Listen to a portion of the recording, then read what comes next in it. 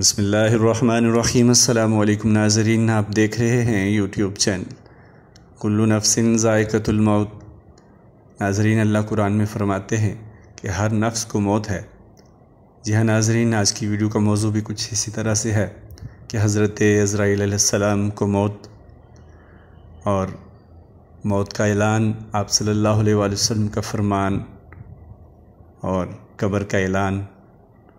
تو ناظرین، چلتے ہیں ویڈیو کی جانب، لیکن اس سے پہلے تمام احباب سے گزارش ہے کہ میرے چینل کو سبسکرائب کریں، ویڈیو کو اینڈ تک دیکھیں اور سنیں اور لائک اور کامنٹ کریں۔ تو چلتے ہیں ویڈیو کی جانب۔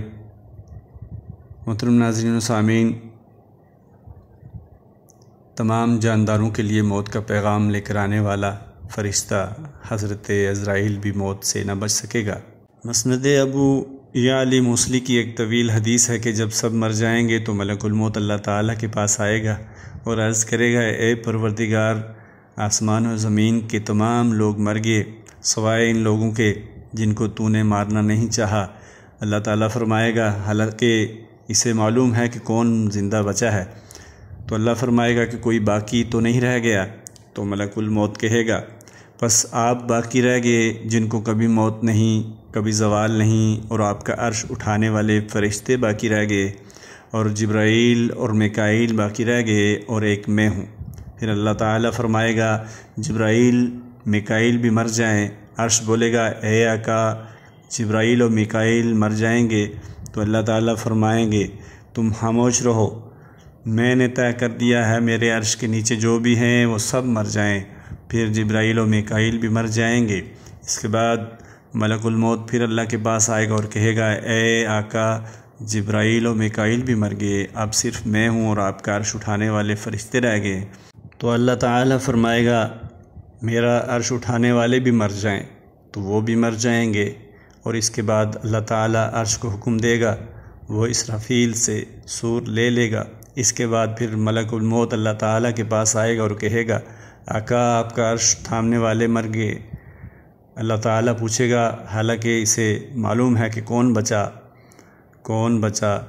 تو اللہ تعالیٰ فرمائے گا کہ کوئی باقی رہ گیا۔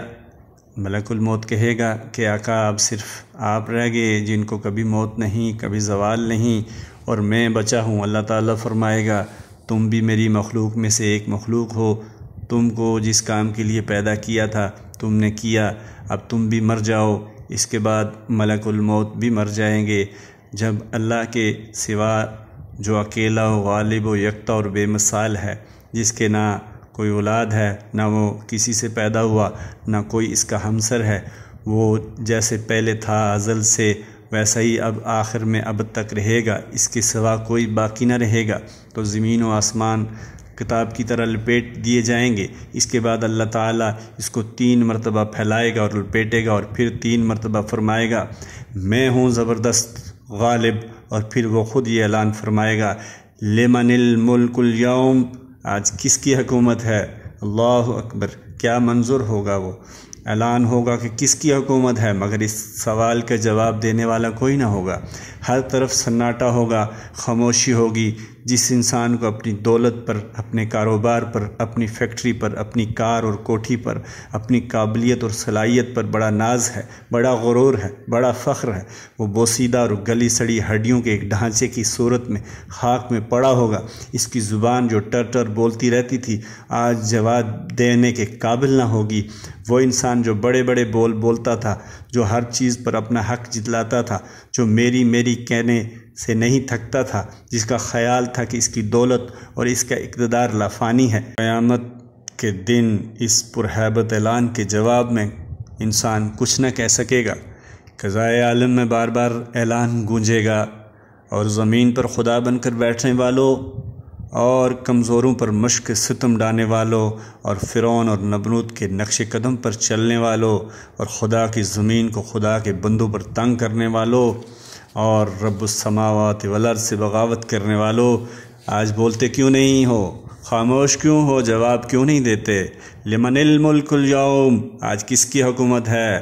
تمہاری یا ہماری؟ بندوں کی یا رب کی؟ مخلوق کی یا خالق کی؟ یہ اعلان 3 مرتبہ ہوگا۔ آسمان و زمین اس اعلان سے تھرا رہے ہوں گے مگر کوئی اس اعلان کا جواب نہ دے گا۔ پھر اللہ تعالیٰ خود ہی فرمائے گا للہ الواحد القہار، اس اللہ کی حکومت ہے جو غالب ہے، حقیقی حکومت اور ملکیت اسی کی ہے، باقی سب حکومتیں عارضی اور فانی ہیں۔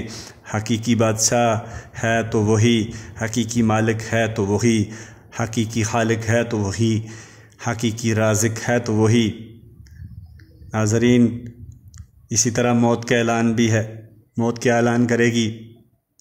موت یہ اعلان کرے گی ان الموت الذی افرق بین البنات والامہات، میں موت ہوں اور وہ موت ہوں جو ماؤں اور بیٹوں میں جدائی ڈال دیتی ہوں۔ ان الموت الذی افرق بین الاخی والاخوات، میں وہ موت ہوں جو بھائی اور بہنوں میں جدائی ڈال دیتی ہے۔ ان الموت الذی افرق بین کل حبیب، میں وہ موت ہوں جو دوستوں اور محبوں میں جدائی ڈال دیتی ہے۔ ان الموت الذی افرق بین الزوج والزوجۃ، میں وہ موت ہوں جو خاوند اور بیوی میں جدائی پیدا کرتی ہے۔ ان الموت الذی اخرب الدیار والقصور، میں وہ موت ہوں جو گھروں اور محلوں کو برباد کرتی ہے۔ ان الموت الذی اعمر القبور، میں وہ موت ہوں جو قبروں کو آباد کرتی ہے۔ ان الموت الذی اطلبکم وادرککم فی بروج مشیدۃ، میں وہ موت ہوں جو تم کو ڈھونڈتی ہوں اور پالتی ہوں خواہ تم کلو میں ہو۔ ولا یبقی مخلوق الا یذوقنی، اور مخلوق میں ایسا کوئی نہ رہے گا جو میرا ذائقہ نہ چکھے۔ ناظرین و سامعین، موت اسی طرح روز اعلان کرتی ہے اور روز اسی طرح پکارتی ہے۔ موت اور قبر کے بارے میں آپ صلی اللہ علیہ وآلہ وسلم کا فرمان ہے اور قبر کا اعلان بھی کچھ اسی طرح سے ہے۔ حضرت ابو ہریرہ رضی اللہ فرماتے ہیں کہ ہم ایک مرتبہ حضور اقدس صلی اللہ علیہ وآلہ وسلم کی معیت میں ایک جنازہ کے ساتھ چلے۔ قبرستان میں پہنچ کر حضور اقدس صلی اللہ علیہ وآلہ وسلم ایک قبر کے پاس تشریف فرما ہوئے اور ارشاد فرمایا کہ قبر پر کوئی دن ایسا نہیں گزرتا جس دن میں وہ نہایت فصیح اور صاف آواز کے ساتھ یہ اعلان نہیں کرتی کہ اے آدم کے بیٹے، تو مجھے بھول گیا، میں تنہائی کا گھر ہوں، اجنبیت کا گھر ہوں، میں وحشت کا گھر ہوں، کیڑوں کا گھر ہوں، میں نہایت تنگی کا گھر ہوں، مگر اس شخص کے لیے جس نے اللہ کی اور اللہ کے رسول کی نہ مانی۔ اسی طرح آپ صلی اللہ علیہ وآلہ وسلم نے فرمایا کہ قبر جنت کے باغوں میں سے ایک باغ ہے اور جہنم کے گڑھوں میں سے ایک گڑھا، یعنی کہ جس نے نیک اعمال کیے، اللہ اور اس کے نبی کی مان کر چلے، ان کے لیے تو جنت کے باغوں میں سے باغ ہے، اور جو اللہ اور اس کے نبی کے نافرمان رہے ان کے لیے جہنم کے گڑھوں میں سے ایک گڑھا ہے۔